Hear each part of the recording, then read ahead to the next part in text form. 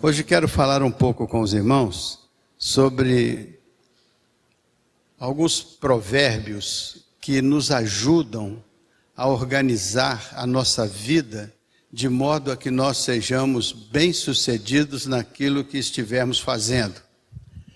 Porque nós esperamos pela volta do Senhor para alcançarmos as moradas eternas, onde estará o Senhor e o seu brilho para nos conduzir em triunfo.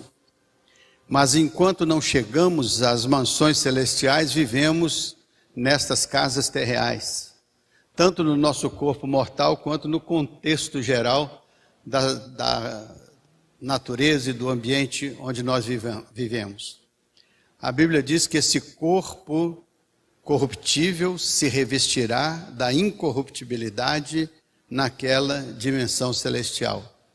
Todas estas coisas também passarão por uma transformação, e a grande verdade é que estaremos com o Senhor naquela ocasião. Por ora estamos aqui, e o Senhor diz: no mundo vocês vão ter aflições, mas vocês devem ter bom ânimo, enfrentar o mundo, porque eu enfrentei e venci.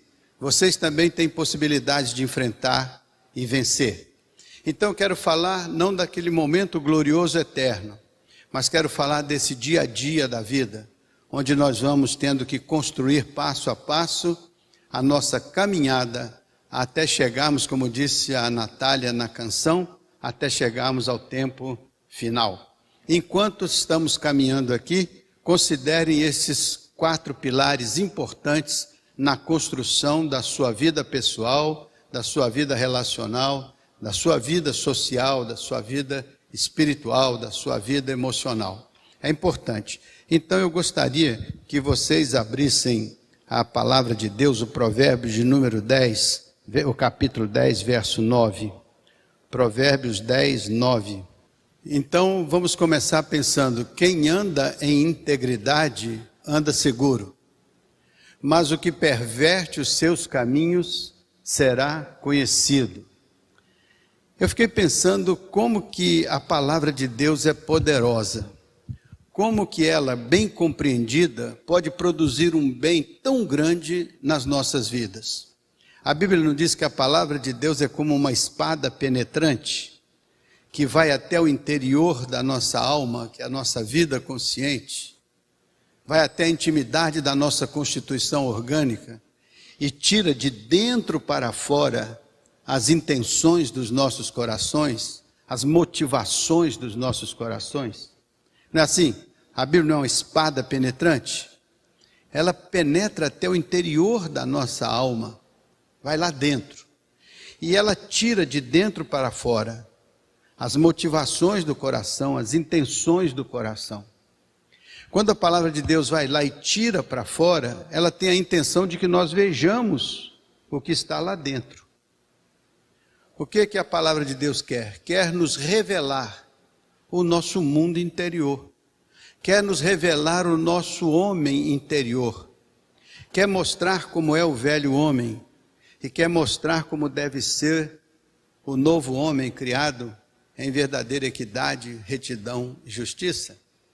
Então a palavra de Deus tem essa função de vasculhar o homem no seu interior e dar para ele um autorretrato, uma percepção de quem ele é, de como ele vive, e de como ele poderia ser, e de como ele poderia viver, né? O salmista faz uma oração muito poderosa sobre isso. Ele diz: sonda-me, ó Pai, ó Deus, e vê se há em mim algum caminho mau, se há alguma disfuncionalidade dentro de mim, e guia-me pelos caminhos eternos. Sonda-me e conhece-me. Olha para dentro de mim e vê se há em mim algum caminho mau. Se houver, traz à luz, me dá consciência disso, tira isso e me habilita para as moradas eternas. Então a palavra de Deus tem esse conteúdo de avaliação do nosso mundo interior. Porque a Bíblia diz: tal qual o homem pensa no seu interior, assim Ele é. Nós caminhamos, pois, na direção dos nossos pensamentos. Nós caminhamos na direção das nossas palavras. Nós caminhamos na direção das nossas obras. Nós caminhamos na direção daquilo que constitui a nossa própria identidade, o nosso próprio caráter. É nessa direção que a gente acaba caminhando. Mas o fato é que nós somos um mundo muito complexo.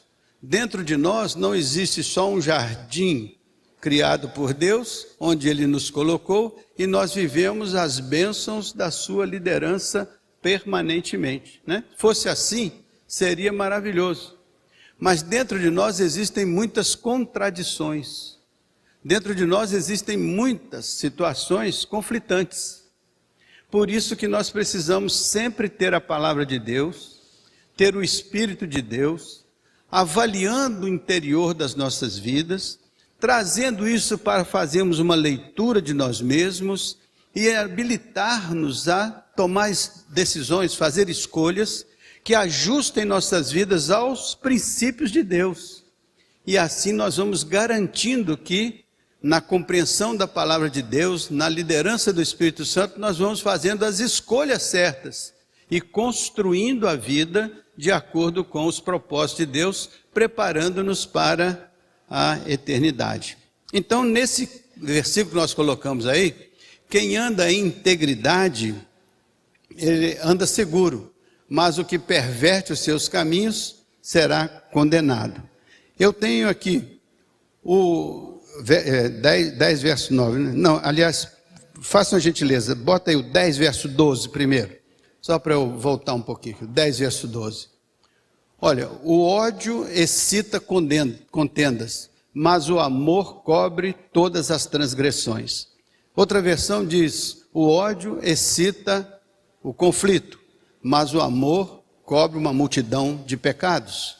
Então, não tem problema uma tradução ser mais enfática aqui ou ali, mas a ideia é que aqui nós temos duas ideias principais. A primeira ideia é o ódio excita a contenda. O ódio motiva a contenda. O ódio motiva o problema. O ódio motiva as dificuldades relacionais. O ódio está ocupando uma situação. Agora, o escritor diz, mas, aquele mais é muito importante, uma conjunção adversativa. Mas, ou seja, ela é contrária ao que diz em cima, mas o amor cobre todas as transgressões. Então, se por um lado existe o ódio produzindo a contenda, existe o amor produzindo uma superação das transgressões e das dificuldades.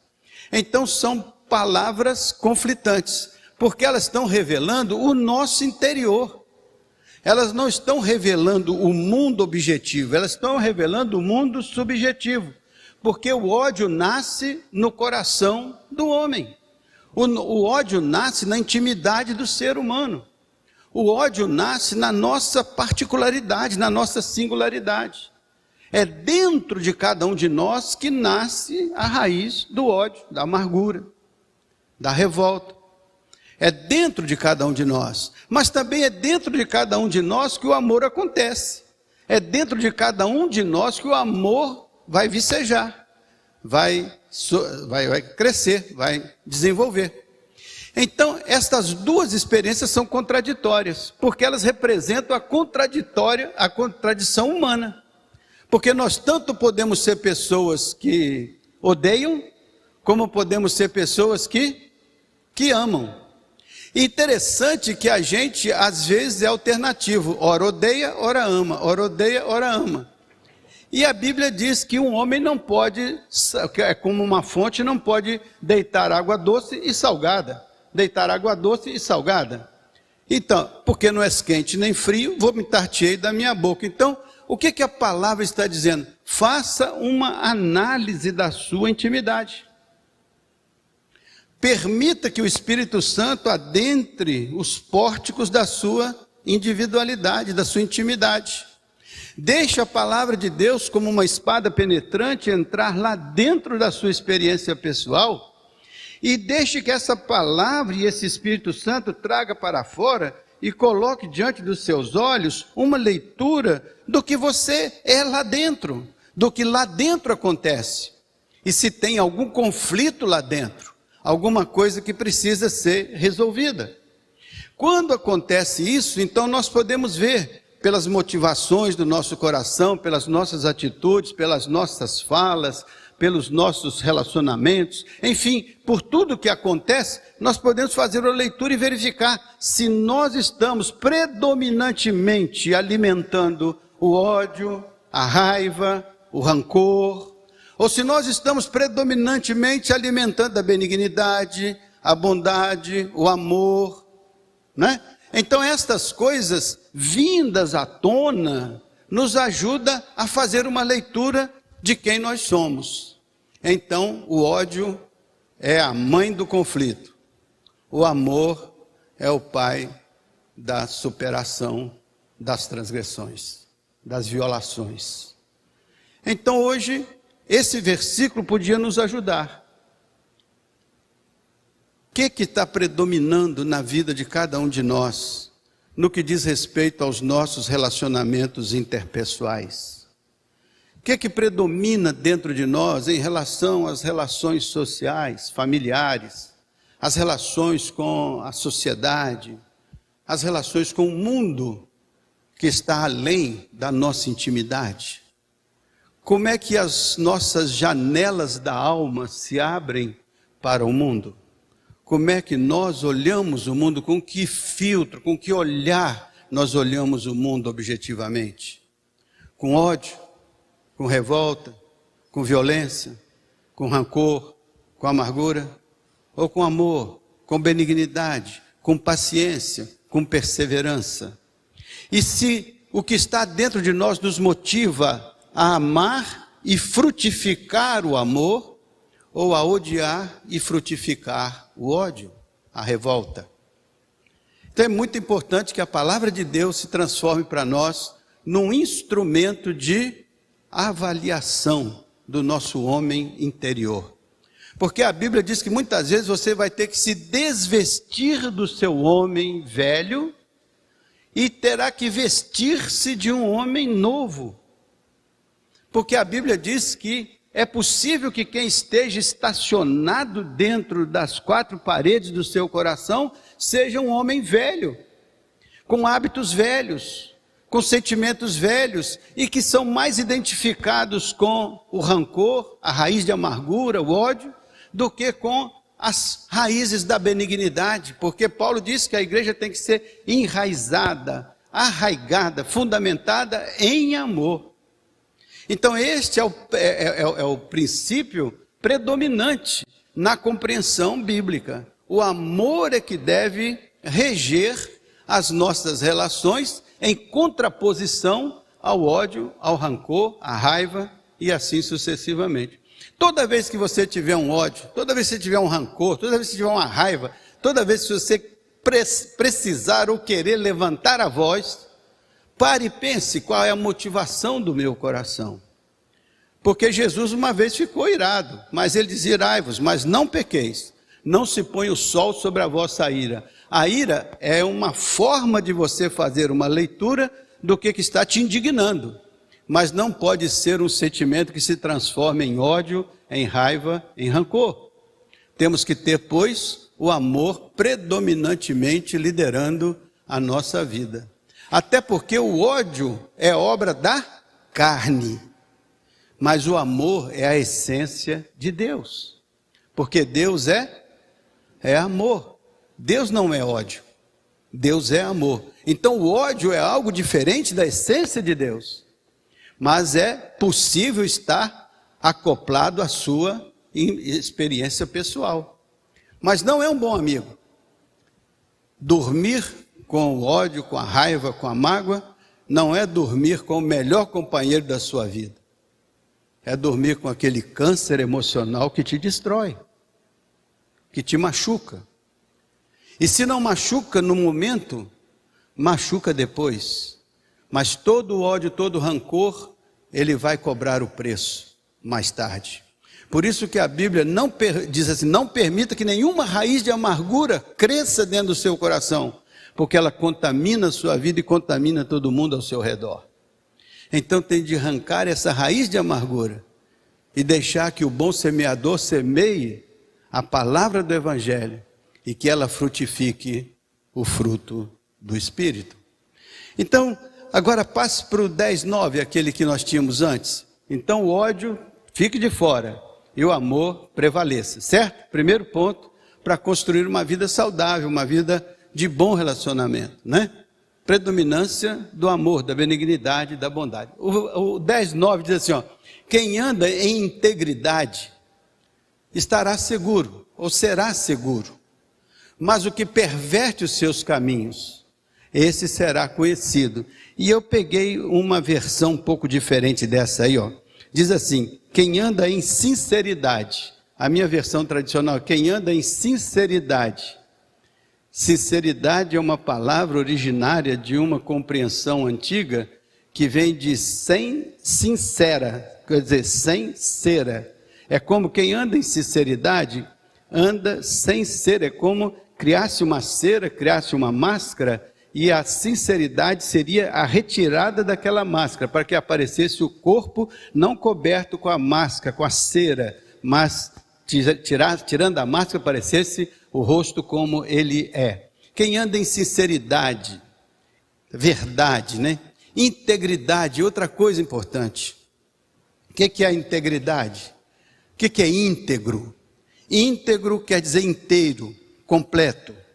O indivíduo é íntegro quando ele está inteiro. Não é uma pessoa dividida. Se ódio e amor estão brigando dentro de você, está faltando esta integridade, essa identidade íntegra, inteira.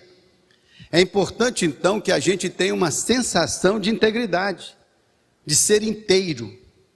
Tanto que diz quando uma pessoa é correta, ela é íntegra, porque a compreensão é que há uma identidade, há um caráter, que é íntegro, que é inteiro, que é coerente, que é correto. Se a coisa está fragmentada, então ela está desintegrada. Então uma casa dividida contra si mesma, ela não subsiste. Por isso que a Bíblia diz, seja o seu falar sim, sim, não, não. Porque o que passa disso é de procedência maligna. Então, a desintegração é essa ruptura do ser, a ruptura do tecido social, do tecido emocional, do tecido familiar. Toda essa desintegração, essa fragmentação, desestabiliza a unidade, a união. Então, por isso que a Bíblia diz que toda casa dividida não subsiste. Não quer dizer que não existam diferenças, mas quer dizer que existe a maneira certa de lidar com as diferenças. Existe a maneira certa de construir o entendimento. Uma vez o Senhor chamou o profeta e disse, vinde, façamos juntos nosso arrazoado, expõe os teus motivos a ver se eu posso te justificar. Então Deus nos chama para um diálogo, para tratar das diferenças, das dificuldades. Porém, isso quando levado à raiz de amargura, ou do ódio, ou da revolta, então não há coerência nessa integridade, há uma dispersão das partes que não têm o interesse de buscar essa integridade. Por isso que o sábio diz, quem anda na integridade, na sinceridade, na verdade, ele vai andar mais seguro do que quem anda pervertendo os caminhos. Perverter os caminhos aí é sinônimo dessa fragmentação, sem que haja uma unidade capaz de produzir a estabilidade, conforme é o fundamento da casa, que sendo dividida, não subsiste. Então é preciso que a gente entenda que a gente tem a bênção da palavra, o poder da palavra, para que nós possamos confessar as nossas culpas uns aos outros, para sermos sarados. Precisamos levar as cargas uns dos outros, para cumprirmos a lei de Cristo. Então, precisamos dessa solidariedade, para que nós possamos, entendendo as diferenças, contrapô-las e criar uma síntese nova, um projeto novo, uma ideia nova, que mostre que é possível viver harmonicamente. É importante que o homem saiba transcender as suas limitações, porque Deus nos deu essa capacidade de imaginar, de sonhar, de planejar, de perceber. Mas é importantíssimo que nós tenhamos uma base comum. Qual é? O Senhor que está nos altos céus, a gente pode orar, Pai nosso que estás nos céus, santificado seja o teu nome, venha a nós o teu, não é o reino dos homens, é o reino de Deus, que vai alcançar o coração dos homens e vai dizer, bem-aventurado todo aquele que de boa vontade recebe o reino de Deus e administra o reino de Deus para entendimento entre as pessoas. Paz na terra paz na terra aos homens de boa vontade, não é assim que diz o texto? Paz na terra aos homens de boa vontade. Então, boa vontade é o contrário do ódio. Boa vontade é a disponibilidade do ato amoroso para construir a convergência. Porque a convergência produz a união, enquanto que a divergência produz a ruptura e o rompimento. E no rompimento, nós somos como casas divididas. Isso, pessoalmente, se dentro de você existe um conflito, e o conflito é complicado, porque o conflito faz você, o que perverte os caminhos, olha aqui na minha tradução diz assim, o que perverte os caminhos será conhecido. Na minha versão diz, será exposto ao ridículo. Será exposto ao ridículo. Então essa tradução de uma NVI, por exemplo, ela mostra que não é só o fato que será conhecido, mas o que vai ser conhecido? O que vai ser conhecido é o resultado da perversão do caminho. Não é o resultado da obra de Deus, é o resultado da desobra humana. Aí o texto vai dizer assim, o que anda perante o Senhor, ele terá integridade, será seguro, ele terá honra. O que perverte o seu caminho terá a desonra. É uma coisa certa, não tem muito o que fazer. Se Deus tem um caminho certo e eu sigo esse caminho, a Bíblia diz que eu terei segurança. Mas se eu perverto esses caminhos, a Bíblia diz que eu terei desonra, serei desonrado. Por isso que o pecado faz a gente se esconder. Não é isso que aconteceu com Adão e com Eva quando eles pecaram? Eles se esconderam. Por quê? Porque eles sentiram que haviam feito a coisa errada. E quando faz a coisa errada, tem as consequências. A gente fica com medo, com a vergonha, com a desonra. Por isso que esse provérbio diz, quem anda na sinceridade, quem anda na integridade, é seguro, anda tranquilo. Mesmo que ande com dificuldade, mas o seu coração está em paz. Mas o que perverte os caminhos do Senhor, os caminhos estabelecidos, esses serão desonrados, serão desqualificados. Então, a palavra aí, é aquele mais lá, que é a mesma conjunção adversativa.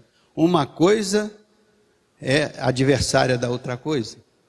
E a palavra está dizendo, se você está nesse caminho, não está nesse. E se está nesse, não está nesse. Então você sempre vai ter que fazer uma leitura de que caminho você está e de que caminho a palavra te recomenda estar. Pode ser que ao fazer a avaliação você disse, eu estou na primeira parte do caminho. Então estou de acordo com a palavra. Então glória a Deus. Então avaliei, eu estou na segunda parte do caminho. Então estou fora do caminho. Então eu não quero andar fora do caminho. Então eu faço o mea culpa, mea máxima culpa e peço ao Senhor perdão por essa desintegridade, por essa desintegração do meu ser que devia estar uno perante o Senhor e se desintegrou por escolher caminhos diferentes dos caminhos do Senhor. Descoordenei os meus caminhos. Então, é sempre uma avaliação do homem interior e é sempre uma adequação. Se do lado de fora eu quero andar na integridade, tenho que ter obras compatíveis com a integridade. Se do lado de dentro eu quero andar na perversão dos caminhos, minhas obras serão diversas da integridade e da sinceridade. É importante nós estarmos bem conscientes disso. Não quer dizer que tenhamos que pensar todos igualmente do mesmo jeito, mas todos nós devemos ter um nível de coerência, de respeito e de relacionabilidade para que nós possamos construir juntos. Porque às vezes é no encontro das ideias, é no desencontro das compreensões, mas na capacidade de diálogo e de entendimento que nós evoluímos para uma síntese diferenciada. Aliás, a ciência sempre trabalhou assim. A ciência tem uma tese que ela julga verdadeira. Alguém vem e contrapõe essa tese, cria uma antítese, uma antitese, uma antítese, e contrapõe a essa tese. Essa tese em contraposição a essa antítese em contraposição a essa tese cria uma síntese. Essa síntese é o resultado desse embate. Essa síntese vira uma tese, que vai ser contraposta a outra antítese, e no embate cria uma outra tese, e assim a ciência vai avançando, vai evoluindo. Ninguém domina a ciência toda num tempo só e num lugar só, porque ela é dinâmica, assim como as relações humanas são dinâmicas. Às vezes, a pessoa com quem eu não me dou hoje, amanhã, mediante um diálogo, um entendimento, eu passo a me dar e passo a ser uma pessoa saudável. Por isso que existem os aconselhamentos, aconselhamento psicológico, aconselhamento pastoral, né? Por isso que existe, porque às vezes as pessoas estão com verdades sinceras, mas diferentes, e não conseguem dialogar entre si. Às vezes, uma ajuda aqui, uma ajuda ali, a pessoa consegue se enxergar, consegue ver as diferenças, unifica a sua identidade, o seu interesse, o seu propósito, e assim surge uma etapa nova na relação. Não quer dizer que daqui a 1 ano, 2 anos, não vai desandar de novo. Desanda, porque é dinâmico, porque é orgânico, não é uma coisa estática. A ciência, as relações interpessoais, tudo evolui, e evolui de maneira inteligente e sensata. Então pode haver muitas narrativas que solapam essa base, mas elas não contribuem com nada. O que contribui é a sinceridade, a integridade, a verdade, é a transparência das intenções do coração, para buscar aqui ou acolá uma solução inteligente, sensata e boa. É isso que faz uma igreja prosperar, que faz uma igreja crescer, que faz uma família prosperar, que faz uma família... Não é aquele que briga mais e melhor no meio dos outros. É aquele que tem mais humildade para supor que tudo é verdadeiro na mente de todo mundo. As coisas ruins e as coisas boas. E que todo mundo tem a capacidade de abandonar as coisas ruins e abraçar as coisas boas. E essa seleção vem da sinceridade do coração, do embate das ideias, dos diálogos. Por isso que o versículo tem um contraponto. Ele faz um contraponto. Ó. Quem anda em sinceridade está seguro, mas quem perverte o caminho está exposto a uma situação né, de desonra e de descaminho, né? Vamos passar para o 3, verso 10, 13, bota aí, 10, 13. Então, nos lábios do prudente, então nós estávamos falando lá da integridade, né? Agora tem que ter a prudência. Se você vai ser uma pessoa íntegra, mas imprudente, você vai botar tudo a perder. Se você for uma pessoa verdadeira, mas não souber expressar a sua verdade, você vai naufragar o barco. Então, nos lábios do prudente se acha sabedoria, mas a vara vai para as costas do que tem falta de bom senso. Então, quem tem falta de bom senso, então vai ser punido com a vara. Mas quem é prudente vai encontrar sabedoria. Então a sabedoria, ela pode ser cultivada, mas ela precisa de ter por trás dela pessoas prudentes, pessoas sensatas, pessoas responsáveis, pessoas humildes, pessoas que não pensam só em si, mas pensam no conjunto. É importante isso para construir algo de valor eterno, de valor duradouro, né? Mas para aquele que é falta de entendimento, falta de bom senso, né? Olha, os lábios prudentes, nos lábios dos prudentes se acha sabedoria, mas a vara, disciplina, é para as costas daquele que não tem bom senso. Então aprendemos aí que nós devemos ter diálogo, mas devemos ter prudência. Prudência é um princípio precioso na palavra de Deus. A gente tem que ser prudente. E tem que saber falar, porque está falando dos lábios. Às vezes você diz uma grande verdade, mas a maneira como você diz é tão agressiva, violenta ou odienta, que aquela verdade se perdeu, porque ela se revestiu de um outro sentimento maior, que não é a verdade, mas é essa agressividade, essa raiva, essa revolta. E é verdade que muitas vezes nós podemos ficar zangados com as coisas, e Jesus disse mesmo, a gente pode ficar irado, mas não deve pecar. Uma coisa é a ira, que é reflexo da minha indignação com uma situação. Outra coisa é transformar isso no pecado de ódio, revolta, violência. Isso é diferente. Então a palavra nos ensina, irai-vos, mas não pequeis.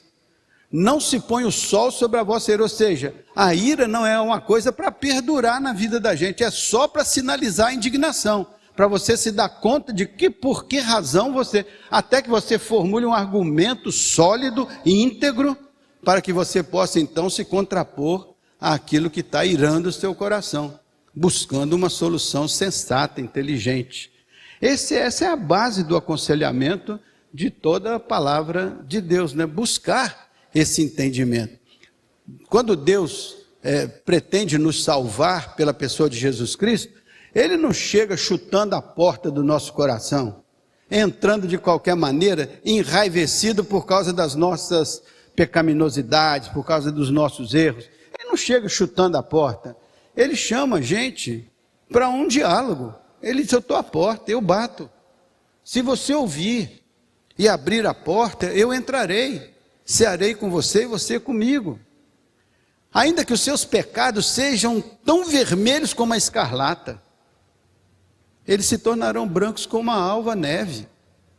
Então existe solução para os conflitos, mas por trás dos conflitos tem que haver a humildade, a pessoa com os seus sentimentos corretos, com seus compromissos espirituais, com a sua liderança do Espírito, com a sua orientação da palavra. Porque isso é que vai nos ajudar. A Bíblia diz assim, a arrogância, o orgulho precede a ruína, a queda. Mas a humildade precede a honra. Então o orgulho precede a queda. Então quem tem orgulho já sabe que vai ter uma queda. Quem tem arrogância já sabe que vai ter uma queda.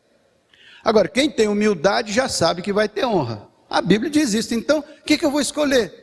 A ação humilde, a humildade diante do outro. Por quê? Porque isso vai produzir honra. E se pelo meu testemunho alguém também decidir ser humilde, nós vamos construir um elemento de honra. Mas se o outro que está zangado e eu também, vamos construir o quê? A queda, o orgulho, a arrogância, a prepotência, né? A violência. Então nós queremos o desarmamento do Espírito, para que o Espírito Santo tenha liberdade de entrar na nossa intimidade e nos ajudar a vasculhar os nossos conceitos, as nossas motivações, os nossos sentimentos, nossas emoções, e nos ajudar a construir alguma coisa de valor eterno, alguma coisa que seja procedente do coração de Deus, procedente do centro da palavra de Deus, para não ter que botar a nossa costa para levar paulada, né? Porque quem não tem a prudência nem a sabedoria, acaba sendo saco de pancada de alguém. E é ruim isso. É melhor que a gente, estando no caminho, avalie com o Espírito Santo, com a palavra de Deus, e escolha fazer a coisa que vai honrar, vai engrandecer não só o reino de Deus entre nós, como nós dentro do reino de Deus e dentro da sociedade dos homens, né? Os lábios do prudente, nele se acha sabedoria, mas a vara vai disciplinar aquele que não tem bom senso. Quem tem entendimento, fala com sabedoria. Isso aqui é outra versão. Quem tem entendimento, fala com sabedoria. Mas quem não tem juízo, merece a disciplina. Quem fala com entendimento, fala com sabedoria. Mas quem não tem juízo merece a vara, a disciplina, o castigo. Então, só para deixar esse terceiro pilar bem estruturado na mente dos irmãos. Vamos para o quarto e último pilar aqui agora. Veja aí. O Salmo 111, verso 10. Então, no Provérbio 16, 18, vocês viram, né? A soberba, a arrogância precede a ruína, e a altivez do espírito precede a queda, mas a humildade precede a honra. Salmo 111, 10, colocou? Ótimo. O temor do Senhor é o princípio da sabedoria. Revelam prudência todos os que o praticam. O seu louvor permanece para sempre. Como é que a gente conclui toda essa fala aqui? O temor do Senhor, a submissão ao Senhor, o reconhecimento da autoridade do Senhor, aquela reverência ao Senhor, é o princípio da sabedoria. Por isso que o reino de Deus tem que vir para dentro de nós. Porque nós temos que reconhecer a soberania de Deus, o propósito maior de Deus. Então, o temor do Senhor, o temor, não é aqui medo, é a reverência. Isto é o princípio da sabedoria. Revelam prudência todos os que praticam isso. São prudentes os que colocam a soberania de Deus acima dos seus interesses pessoais, dos seus interesses de classe, dos seus interesses econômicos, dos seus interesses financeiros, dos seus interesses. A prudência procedente de Deus é muito importante para que ela esteja predominante na vida da gente. Então, revelam prudência todos os que praticam esse princípio. Revela a prudência. Eles revelam prudência. Então, isso aí é um privilégio do Antônio, isso é um privilégio do Joaquim. Não, isso é um privilégio de todo ser humano que reconhece a autoridade e o poder de Deus sobre a sua vida. É uma bênção disponível para todos nós, é uma promessa de Deus. Aquilo ali é uma promessa de Deus. Todo o temor do Senhor é o princípio da sabedoria. E revelam prudência todos os que o praticam. É uma promessa, se você praticar, você vai ter essa bênção. Se você levar isso em consideração, você vai ser abençoado. Então, todos os que praticam, o seu louvor permanece para sempre. Então, tudo isso é permanente. As demais coisas baseadas na carne são transitórias. Isso é permanente. O temor do Senhor, respeitado, é permanente. Porque Ele é eterno, Ele é infinito. Todos os demais governos que você conhece, todos os demais principados que você conhece, todos eles são transitórios. O Senhor é permanente, porque Ele é eterno, Ele é infinito. Ele é aquele que fecha e ninguém abre, abre e ninguém fecha. Nós estamos falando aqui então de construir uma vida e as relações a partir dessas prerrogativas, né? O ódio produz o conflito, o amor elimina o problema. A integridade produz a segurança, a perversão produz a instabilidade. Falar com prudência é sabedoria, o insensato recebe o castigo. Soberba e arrogância precedem a queda, humildade precede a honra. Se quisermos saber o caminho de como conseguir tudo isso, está lá, o temor do Senhor, a submissão ao Senhor e à palavra do Senhor. Isso é o princípio da sabedoria. E todas as pessoas que praticam isso alcançam a prudência e o bom senso, e por isso serão bem-aventuradas e felizes. Que Deus nos abençoe. Ficou claro aí esses pilares para os irmãos? Somente um sim. Então estamos... Aí uma senhora levantou a mão timidamente. Outro lá levantou 2 dedos. Então já está avançando mais na nossa tese. Acho que pode ser, né? Quando Sun Tzu foi chamado para coordenar um exército indisciplinado, ele falou: posso coordenar esse exército, mas eu tenho que ter carta branca do rei. O rei falou assim: pode fazer o que for preciso. Ele: pode, então tá bom. Aí ele chegou lá para o exército e disse: olha, o rei me deu aqui a responsabilidade de coordenar esse exército. E ele disse que o exército está muito desorganizado, muito bagunçado, muito dividido. E ele me disse que eu tinha que unificar esse exército, arrumar esse exército. Então eu vou dizer para vocês uma coisa muito simples. Eu vou dizer assim, quando eu disser assim, soldados, à direita, vou ver, aí eles tinham que virar para a direita. Tá? Soldados, à direita, vou ver, volta à direita. Soldados, à esquerda, vou ver, volta para a esquerda.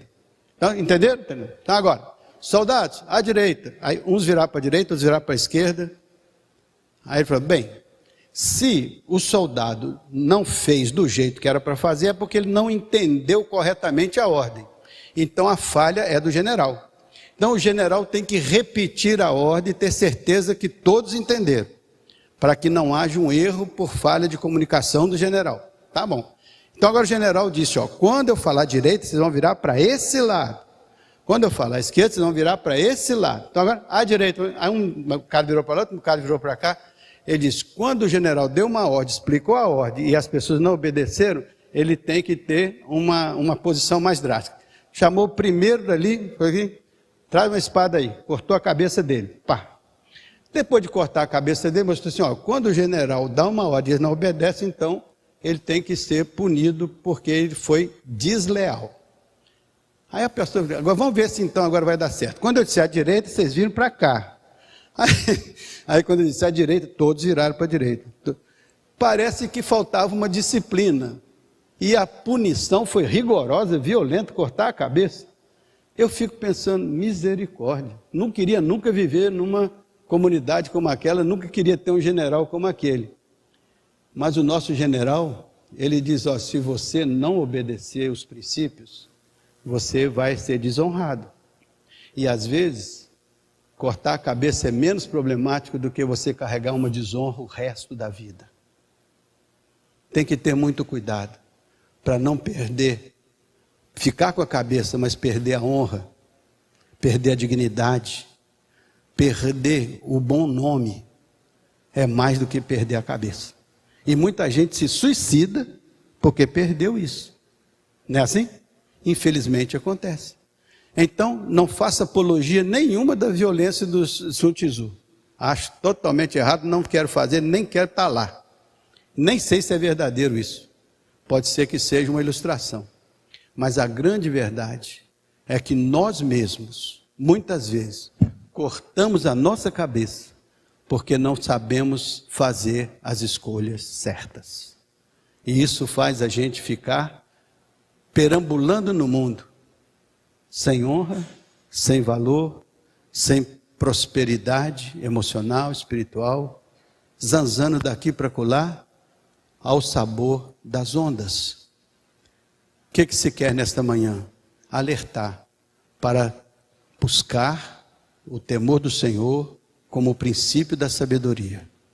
Buscar a palavra do Senhor como ferramenta que o Espírito Santo vai usar para estabelecer os nossos pensamentos e os nossos sentimentos, para que a gente faça a coisa certa e receba do Senhor a aprovação, e que no tempo apropriado a aprovação também virá pela palavra do Senhor que cobrirá toda a terra.